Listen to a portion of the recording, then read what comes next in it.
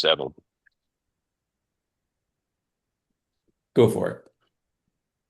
Yeah, so the big Johnson and Johnson story back in the day with the whole Tylenol debacle and that horrific thing. Yeah. That was it. I hadn't thought about that really probably since graduate school back in the early 90s. And so, I mean, going through all those case studies and everything. But I, from the cultural standpoint, I think the credo, the one thing that stood out to me, and, kudos to Jay, and that's what really came out strong was from a real tangible standpoint, you really infused that into this whole team. And it just really attached me because it's implemented and it's in place. I mean, I don't know to what depth you have and whether you have a credo or you're thinking about it, but that's something that I really want to put into my organization. I think that's an extremely powerful to have embedded in. That was very powerful to me. Um, the other aspects of what does it take? I was having a little bit of trouble trying to understand because he would try to explain it in an example, and then it would just come to the point of, well, that's just what they did. They just kept doing it and doing it. And there wasn't a real systematic or structured way that he uncovered it. He was just telling me that it happened. So I kind of lost a little bit of altitude with trying, maybe because I get a little too structured inside and I'm looking for what the real granules are in the composition of what it takes to build those cultures. Like when they were doing the different studies on the mix, the heart surgery, where they different there's different surgeons in those teams. Some of the teams performed extremely well. The ones that they thought were going to perform really well didn't. They lost their cohesion. And the other one, and he didn't quite it. Maybe I missed it. I have to go back and reread it. But I didn't get the comparative and the real granular level of the comparative analysis, which I was kind of looking for in that. But other than that, I mean, I think the book is definitely up there. I agree, Jay, that it's not it's not an Instagram message kind of a book. Yeah. So anyway, Yeah, I mean, the Tylenol story, what it reminded me of that was more current was when Chipotle was having all that food poisoning happening. yeah, And I don't know that they've ever recovered from that because I haven't forgotten about that. So like the Tylenol thing, Chipotle was very honest about it and saying, "Hey, we have an issue," and they were like trying to get stuff out of the restaurant. But I just think that Chipotle for me was like, okay, it's pretty healthy, fast, inexpensive lunch. That you can go and you can count on. It's not McDonald's, it's not Burger King. You can go get some chicken and some rice and some beans or whatever. But for me, it destroyed that. But I think one Tylenol, I was too young to really remember that crisis of when it was going on. And then there's such a big company and the way that they handled it and what they did was a little bit more dramatic and drastic by taking, I mean, they lost, I forget, was it it was multi-millions that they lost, 20 million, I think they lost, or maybe it was more than that. But, to take that kind of hit and say, okay, we're not going to take a chance no matter what with any lots, we're taking it all off the shelf, we're replacing it. right. That's really the way to do it. And Chipotle still tried to stay in business, right? They were still open. And then every day on the news, more and more people were getting sick from Chipotle. So like, they try to not lose revenue, keep it open, keep people's faith in it. And so that's the comparison that I had was like I still don't eat at Chipotle. And I think that was probably 5 or 6, 7 years ago. I don't even know how long ago it was now. I still, whenever I see Chipotle, I don't really go there because that's what's in my head and how they handled it. So that was I think it just makes you think about like whenever. Yeah, I remember my insurance agency, like when we first started, or I would hire somebody, people would get the quote wrong, and then they're like, "Man, I told the client it was this price, and now I got to call them back and tell them that it's actually $100 higher." And I was like, the only thing you can do is be honest, and then the cards will fall where they may.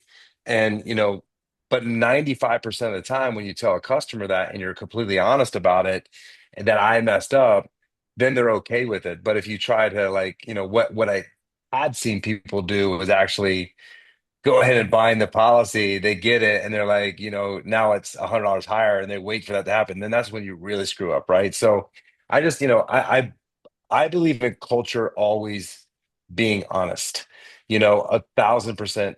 If it's with your employees, if it's with your customers, if it's with corporate, whoever it is, if you're just always honest. And one last case, and the only reason I'm going today is because I got to drop off here in like 10 minutes. But um, I remember I went through an investigation, Chris, you know about this at Allstate, that my COO got me into. And the whole reason I got into that mess is because people weren't forthright. So there was, some customers receiving some letters back in February. I asked a bunch of questions. I had no idea what was happening. Also my fault because I had taken my eye off the ball and let someone else control things a little bit more. I got comfortable. And then, you know, when it all came out, the individual that was running the company was lying. And, I just told him, I was like, dude, if you would have just told me in February when I brought this to you, like, this is what has happened. I thought we could do this. This is the mistake that I was teaching everybody, but we will rectify it. And instead, letting it go on for 7 or 8 months, what ultimately ended up happening is I fired him and I had to let go of like 16 employees because they were being shady. But if they would have just said, hey, we thought the system allowed us to do this. We thought it was okay to make this change and do this and help these customers. But at the end of the day, it went on for 6 more months or 7 months, and they just hit it. So it's all like, honesty is always the best policy. And I always think too, if you're doing something that you might think, I'm not sure if this is correct or not, then always verify. A lot of people have the mentality of, well, I'll just, I'll do it and then, deal with the consequences afterwards. But sometimes the consequences, you lose your income potential, you lose your livelihood. And so like that, I mean, although he didn't talk about it, that's kind of what I related the Tylenol story to, is just always be honest, no matter what, be brutally honest. And last but not least, I always tell my daughter this, and this is how I feel with everything. If I'm never like, my daughter doesn't ever want me to get mad. Okay. Her biggest fear is me being mad at her or upset with her. And I told her the only thing that's ever going to piss me off is if you lie to me. That's it. I will never be mad if you tell me the truth. I can deal with the truth. I might not be happy. I might be a little frustrated or disappointed, but I'm never going to be pissed or angry at you. And then once you lie to me once, I'm going to question your integrity for the rest of your life. And that's going to be a bad situation for both of us because then there's that you lost the trust. And so like that's what I always want to build in a culture, is just be honest with me. Like, this is where I messed up. And then don't make that same mistake twice. Right? If you know you messed up, cool, let's correct it. And I think that's, when you give people that space to mess up or make those mistakes, I just think you build a lot better culture and people feel a lot more comfortable being inside of that culture. But I love the book, and I loved how he used some of these stories to talk about how these companies, built their culture and the mentality that they had behind it and how they treated their people. So, I mean, again, I know some people didn't like this book, um, but I also think we are in a culture of people want books written like Instagram stories, and sometimes I think people talk in long story context instead of short story context. But I loved it. Yeah, this Yeah, I still don't love the book, but I'm trying to get into it as much as you are into the book, because I really want to enjoy it as much as clearly you are enjoying it or have enjoyed it. But there are some things that stuck out to me a lot this time. So like I more or less like I went through and I highlighted some sentences that really kind of hit home for me, kind of things. So he like kind of what Ron was talking about and kind of where you were going with it, Jay, is like, he says in chapter 16, he goes on and on and talks about like belonging in is built in small amounts. So he talks about belonging is created in small, often unnoticed moments of connection. And I like how he was talking about like basically these micro behaviors, eye contact and like little sentences or like some of these little words I didn't necessarily understand. Like almost reminds me of like shorthand. When people talk about doing shorthand back in the day, that's what it kind of reminds me of like in conversation. Like I don't know whether or not that is an accurate way to kind of look at it, but that for me is how I kind of thought about it. And he says the repetition. We talked about this last time. I think I even mentioned it last time with how the repetition has to be heard multiple times. It can't just be heard once. We can't expect them to memorize it after one time. But he says great cultures don't assume purpose is understood. They repeat it constantly. So again, kind of talking about how it has to be reinforced and about how it has to be actively Who's reinforced, TK? especially during times that gets like pressure or change going on. If we're going, when I was working at Amex, we went through a lot of We change have TK all the in here too. time. And if things weren't Oh, repeated, the most important things, then you just lost that momentum, and you kind of slipped back into your old team, which wasn't always the best way to do it. And you always then looked like you were resistant to change, and that obviously never looks good in corporate America. So it's a good way to kind of, that's one thing that will come up in your review real fast if you're resistant to change out in corporate America. Um, and then I liked when he talks about where is this here? Designing collision and cooperation. So when he talks about the Allen curve, and he talks about Zappos headquarters and that building 20 at MIT. And so the idea that basically culture and it has to be successful is built again on these micro vulnerabilities throughout the day. And again, it just in my mind always goes back to this whole like shorthand kind of way you look at it. And that's kind of what I'm getting a lot from a lot of these things is like he talks about these eye contacts and these body movements and your way that you are kind of communicating doesn't have to just be full sentences and have to be emails and things like that. You can have these little micro conversations. So I thought that was interesting. And that was the only things that really kind of stood out to me the most, other than obviously what was already said. So the next book maybe I'll be more into. Fantastic. Well, hello everybody.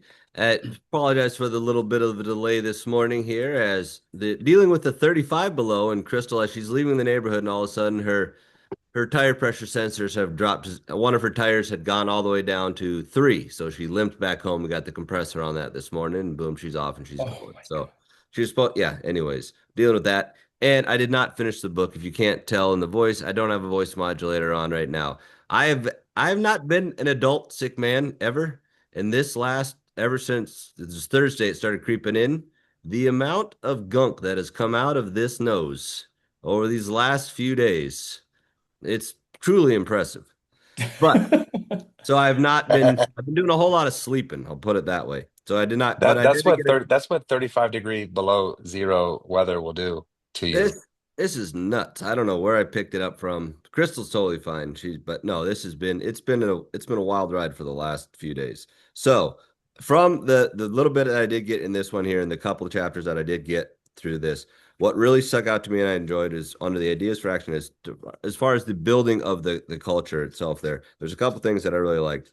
One of them was the former head of Google and what he talked about there, the 3 questions that their leaders ask their people. And I was like, this would be very easy to implement as far as taking an actual item to do with my team and asking these 3 specific questions. What is one thing that I currently do that you'd like me to continue to do? What is That's a one good one. thing that I don't currently do frequently enough that you think I should do more often? And what can I do to make you more effective?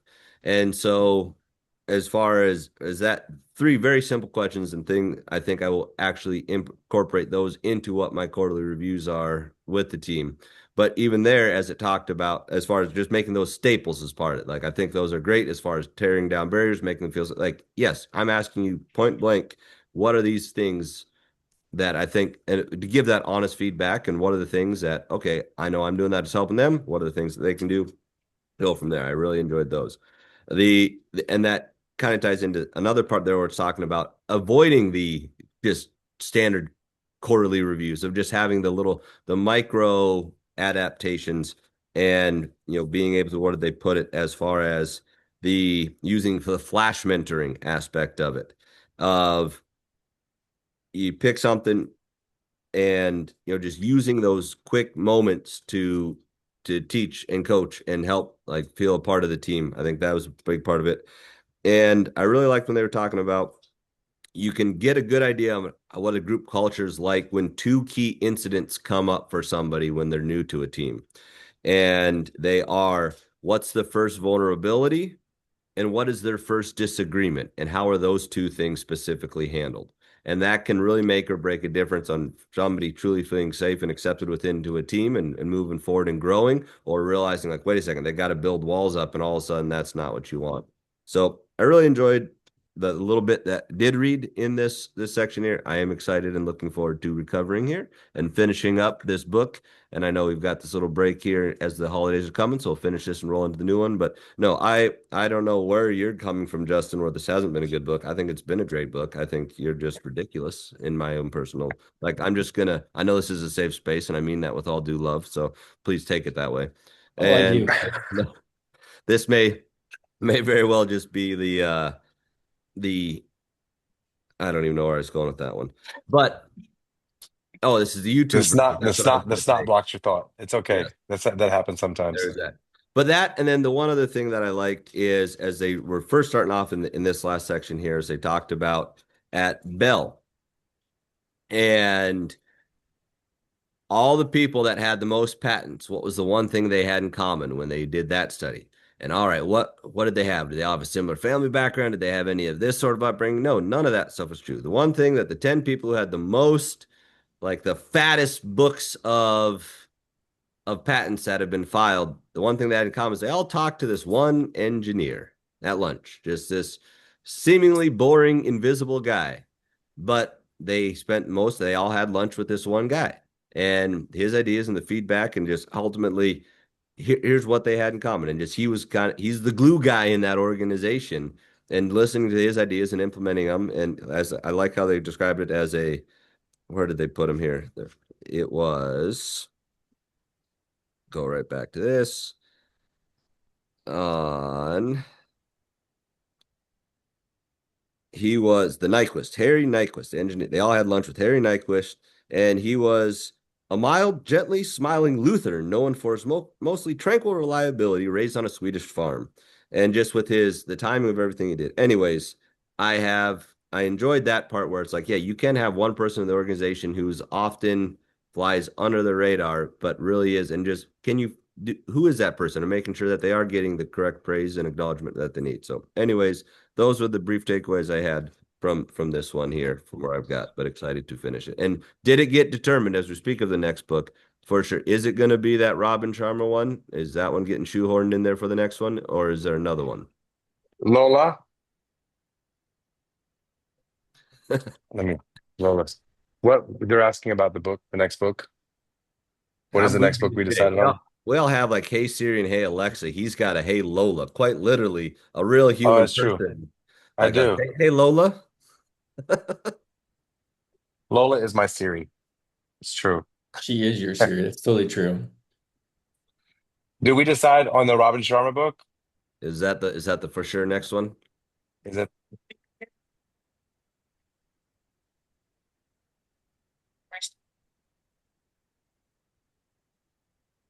Stillness is Key? She said we voted for first, and then we'll do the Robin Sharma one. We're doing the stillness is key. Okay. And so December 7th, we're going to do the first 75, or January 7th, the first 75 pages. Yep. Okay. Dig it. I'm What's going to the put it in the title? chat. What? Stillness is key. I'm going to put it in the chat too. Got it. The Ryan Holiday. And then what is that other, did she put that in there in the book club? What the name of the Robin Sharma one is? The Robin Sharma one. What's the name of that one? Robin Is Sharma it one that that I your gave next you, five Lola? moves or choose your enemies wisely? Who will cry when you die? Who will cry when you die? All right. I'll get that ordered. Thank you. Is that how help you with the snot, Chris? I was just curious. No, it was when I went out to go. I just figured it'd be festive when here comes Santa You went Claus. out to help The your day for wife. Crystal. I'll let Crystal explain that one here. It's thought to be a festive way to help her get back on the road. Did you cut off, Lola? Okay, as soon as they stop, I'll get off. I know. It should be finished. As soon as they finish, we'll get back to set. So I was trying to can figure I out how get to take my mute off. So I'm just gonna say ditto to what Chris said, um, because I have not had a chance to read the book or the chapter, excuse me. I've read the book, not the chapters. So yeah, he helped me save the day. It's cold. I'm trying to make it to a late appointment. So sorry I'm missing book club, guys. Thank you. I will probably see you guys in January. Sounds good. Drive safe Probably, in There's negative no 35-degree probably weather. about that. There just I see was gonna what say, it is. probably seems very non-committal with 2026 coming up. It's not, it's not. I'm committed. I Everybody promise. get Okay. her. I Get her. promise. Get her. No. Okay. Which one do you want the author's name to? Ron? or it's going to be Who Will Cry When You Die? That's the book Robin starting January. Robin Sharma. How do you spell the He author's name? he wrote the 5 hour club, the 5 a.m. Yeah. club. Oh Chris yeah. just put it in Um, chat. It Yeah. also. okay, Got it. okay, cool. Thank you. That's what I thought. Okay. I had who else? Michelle, you go. Oh my gosh. Hi everyone. Sorry I'm late. I'm kind of flipping through real quick. Like, I actually really liked the chapter on Pixar and creativity and how they do things. I thought that was really, I think because I'm a creative and I really appreciate that whole thing. And I liked the part where I don't know where it is. I'm looking for it. Someone commented to, I guess, Catmull that they liked the building. And he's like, actually, it's a lot of mistakes, you know, and just starts pointing out the things instead of going, thank you, and bragging about it. Um, and I also like their process and how they just really don't expect perfection, you know, that they're it's almost like they're expecting it to not be that great. And then uh just go through the process, you know, and they're talking about all movies are bad first. He says some are beyond bad. Frozen and Big Hero 6, for instance, were unmitigated disasters. I just love that, you know, where it's just like, you know, I feel like it gives grace for the process, you know, and creating a culture where iteration is okay, you know, and it's okay to not have it be perfect the first time around, and um, mistakes are okay, and it's okay to just say, wow, that was pretty bad, you know, and then have a process in place of how to make it better. Um, and I really love that, you know, and it was just one part. Oh, there's one part where it says, but Catmull is doing something profoundly different. He sees the disaster and the rescue not as improbable companions, but as causally related. And I love that. You know, I don't know that I've ever heard that before, where disaster and rescue, you know, it's just sort of like usually if there's a disaster, there's panic, let's figure it out and rescue it, rather that being part of the culture, part of the process. And I feel like that really opens it up for extended. I mean, this is in the chapter of how to lead with creativity, but I feel like that really does extend the opportunity for more creativity when it's okay to have a disaster. And I think, you know, as an employee, if you're doing something and you really, and it's a disaster, there's like, you know, whereas here it's just like, oh, that's part of the culture and it's part of the rescue. There's a process in place, there's a system in place, and that's part of the whole thing in producing these hits, really. So it's interesting to see that all of these movies that he was mentioning were terrible at first, and yet, you know, they're so known and made billions and all the different things. So I really appreciated having that peek behind the scenes of their process and how they get to that place, you know,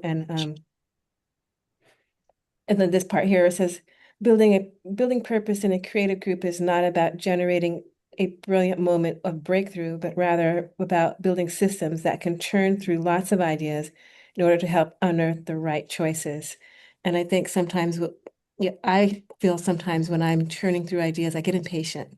You know, it's just like if there's a disaster and the next one's like still bad, I'm thinking, huh, I wonder if this isn't going to work. You know, whereas their process sounds like disaster. There's a rescue, and it's still not that great until becomes amazing, you know. And I feel like there's grace in that process of patience, really, and allowing that creative iteration to continue past the disaster, past the bad, past the past it's okay, and still believing that at some point it's going to become amazing, and not dropping it like next.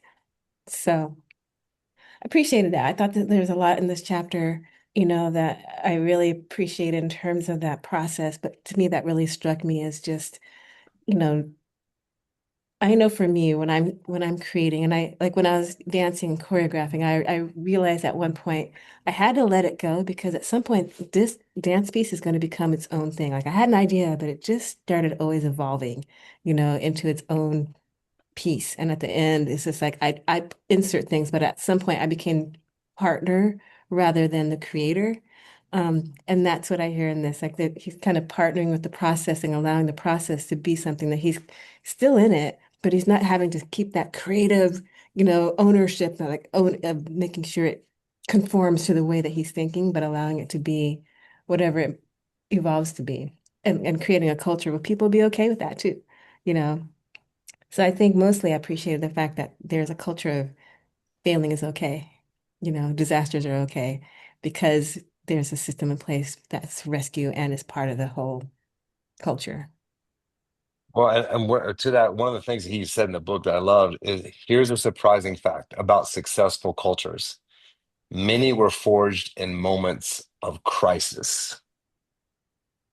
And if you think about it, like that, those are the most successful people. They find a crisis and they turn it into perfection and Mhm. turn it into something great. And so that he was talking about Pixar's crisis occurred in 1998 when it set out to make a straight to video sequel to the highly acclaimed. And they were at a crisis because it was not what they wanted it to be. And so from that crisis created excellence in their company. And I think Steve Jobs had a lot to do with that, because he was such a perfectionist with devices, computers, things functioning, things looking good. And so I think when he came into Pixar and put that stamp on it, that's what really created the culture. Even though, if you watch his story in the very beginning of his career, people didn't like him because he was so abrupt and stern and had a vision and had a mind. And then, from all of that crisis of him getting fired twice from his company, look the product that ended up coming out of that, that is, it's the first $1 trillion company in our history, in our life, that's what he created. And I mean, it'd probably be worth 5 or 10 trillion if he was still here. But Mhm. once he left, things slowed down, evolution slowed down, their expansion slowed down. So, all right, guys, I gotta go. I gotta get back to the content. Merry Christmas to everybody. We'll talk to you guys after the new year and have a blessed, happy new year. And I look forward to seeing you guys after the new year and let's crush 2026. And if you guys want to stay on and talk, you can, but I gotta drop off because I gotta get back to the content. Lights, camera, action. All right, I, Happy, guys. happy See you. holidays. Bye, Bye. I everybody. I wonder with the going back to the Johnson and Johnson story, real just 20 seconds there. How would they have reacted if the CEO chairman hadn't gotten back to the original Johnson and Johnson deal prior happened? If he hadn't got the group of executives on the company and sort of gave that company chiropractic adjustment, and then the Tylenol incident happened, would the corrective action and the cultural change and the overall PR piece have fallen into place? So, what caused me to think about for my own business, this is something you better do now. Not that I think in terms of crisis management, but it's part of the foundation.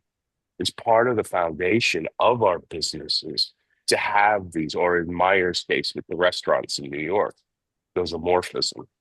I don't know, whatever he's talking about, those little phrases. Okay, that's a little kind of cute and nice, but they're embedded in that level of culture. But I think it's really important to have a certain vision statement about your business, whether it's Lifeways or it's some other particular business or your insurance businesses, to have that.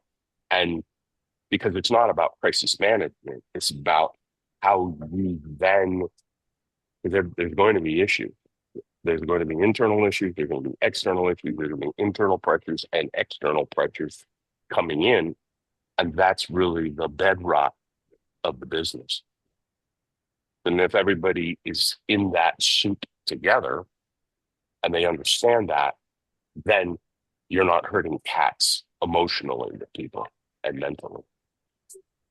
I think that has a lot to do with why companies are still in business and why some are not anymore, right? 'Cause how they handle the crisis modes also. It's you can't just run and hide from things. And if you're ahead of it, I mean, there's some companies that obviously went ahead of it and it didn't really work out in their favor, but they're still around. But to your point, I mean, it's really how you, if you call it up front, you're at least setting up a plan, at least acknowledging that it's going to be there and setting up a kind of culture around it. Yeah, agreed. Absolutely. Awesome. All right, everybody. Well, thank you again so much. It's always a pleasure being with you guys, and I look forward to 2026. Yes. Happy holiday, Happy everyone. holidays, everybody. Aloha. Bye-bye. Aloha.